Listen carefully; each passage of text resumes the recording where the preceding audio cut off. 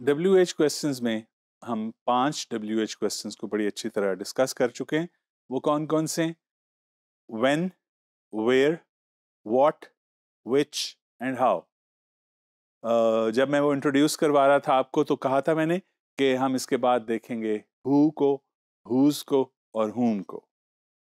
ये पर्सनल अशखास के लिए, लोगों के लिए हम लफ्ज़ इस्तेमाल करते हैं who। रिलेटिव प्रोनाउन के तौर पे भी ये ना सिर्फ ये क्वेश्चन वर्ड है, ना सिर्फ ये WH क्वेश्चन है who, बल्कि उसके अलावा ये एक रिलेटिव प्रोनाउन के तौर पे भी यूज़ किया जाता है। मसलन I met a person who was wearing a nice coat। तो अब यहाँ पे जो who है ये क्वेश्चन के लिए यूज़ नहीं हुआ हुआ। बहरहाल हमारा फोकस जो है वो सिर्फ और सिर्फ WH क्वेश्चंस के ऊपर है, तो इसलिए who, whose और whom क्वेश्चंस में कैसे इस्तेमाल होते हैं वो हम जानेंगे। अच्छा, तो इसका बिल्कुल जो पहले आपको 3 स्ट्रक्चर्स बता चुका हूँ WH क्वेश्चंस के, इसका स्ट्रक्चर बिल्कुल वही है, लेकिन इसको हमने थोड़ा इसलिए सेपरेट इस पे हम बात कर रहे हैं क्योंकि ये कुछ चीज़ें रिलेटेड हैं आपस में। जैसे हु जो है उसको हम कौन के लिए जैसे इस्तेमाल करते हैं, और हुज यूज उसी की पोजेसिव फॉर्म है, हुज उसका, और हुम जो है वो ऑब्जेक्टिव फॉर्म है। तो और किसी WH क्वेश्चन की इसके अलावा, हु के अलावा किसी WH क्वेश्चंस की ये 3 फॉर्म्स नहीं हैं सिवाय हु के। यानी इसकी पोजेसिव फॉर्म हुज है WHOSE, और इसकी ऑब्जेक्टिव फॉर्म हुम है। मसलन मैंने कह रहा हूँ ना, you sent it to Ali, ये तो पता है तो मैंने कह दिया you sent it to Ali. मैंने कहना हो कि तुमने किसको भेजा, तो मैं पूछ सकता हूँ you sent it to who, नहीं whom, ठीक है, या whom did you send it to। ये दूसरा तरीका है उसको इस्तेमाल करने का, लेकिन whom बहरहाल उसकी ऑब्जेक्टिव फॉर्म है, किसकी? who की।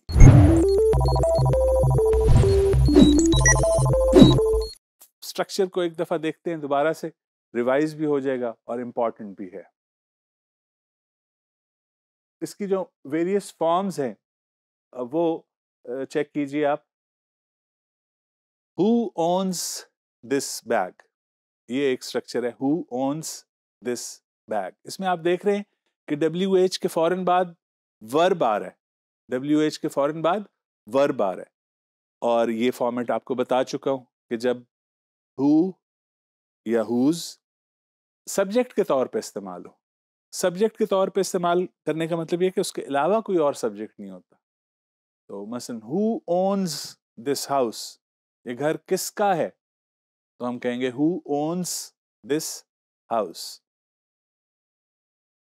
आप पूछना चाहते हो कि who is the writer। अब ये मैं स्पेसिफिकली यहाँ पे बताने लगा हूँ कि इस किताब का लिखारी कौन है, किस शख्स ने ये किताब लिखी है। तो फिर हम क्या पूछते हैं, who is the writer of this book।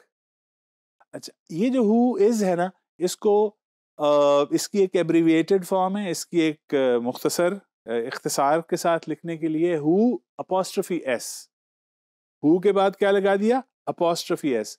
Pronunciation में ये बिल्कुल हुज जैसा हो जाता है, whose the writer of this book, इसको पढ़ेंगे ऐसे। तो कंफ्यूजन होती है कि ये हुज और हु इज प्रोनाउंसिएशन क्योंकि एक है तो कौन से वाला है। तो आपने ध्यान रखना है कि ये लिखते वक्त कि who apostrophe, whose apostrophe S वाला है, या हुज पोजेसिव फॉर्म वाला WH हु, जो हु प्रोनाउन है, मैंने जैसे आपको बताया रिलेटिव प्रोनाउन, तो उसकी पोजेसिव फॉर्म हुज लगनी है, या हु इज वाली हुज पढ़ेंगे उसको भी हुज, लेकिन WH अपॉस्ट्रोफी एस के साथ। ये फर्क दिमाग में आपके रहना चाहिए। इसके अलावा कुछ और एग्जांपल्स हैं, let's have a look at some more examples. किसका बैग चोरी किया गया, whose bag was stolen। Structure देखिए जो मैंने WH के साथ आपको बताया था कि समटाइम्स WH के फौरन बाद कोई नाउन आ जाता है। इसमें आप देखिए whose के फौरन बाद क्या है, bag which is a noun, और फिर ऑक्सिलरी है was, और आगे वर्ब है stolen। और ये सब्जेक्ट भी है. This is also the subject of the sentence whose जो है. और सब्जेक्ट सिर्फ whose नहीं है बल्कि whose bag was stolen. अगली एग्जाम्पल देखिए.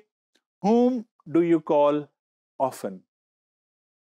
whom do you call often या often.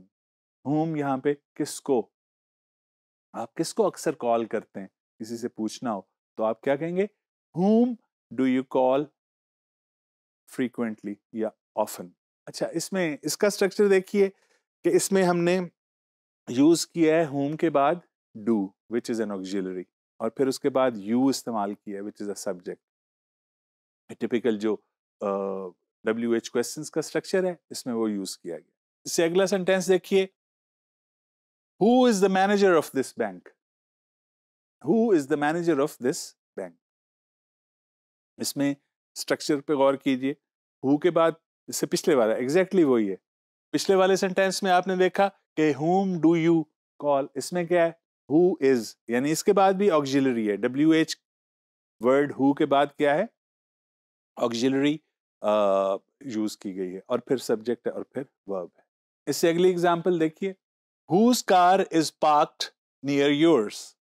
ये स्ट्रक्चर डिफरेंट हो गया ना. सब्जेक्ट क्या है? Whose car, यानी whose मिल गया किसके साथ? कार के साथ, नाउन के साथ, और सब्जेक्ट बन गया. Whose car is standing next to yours? इसके अलावा जैसे मैंने कहा था who with apostrophe s, who is की एग्जांपल होती है वो.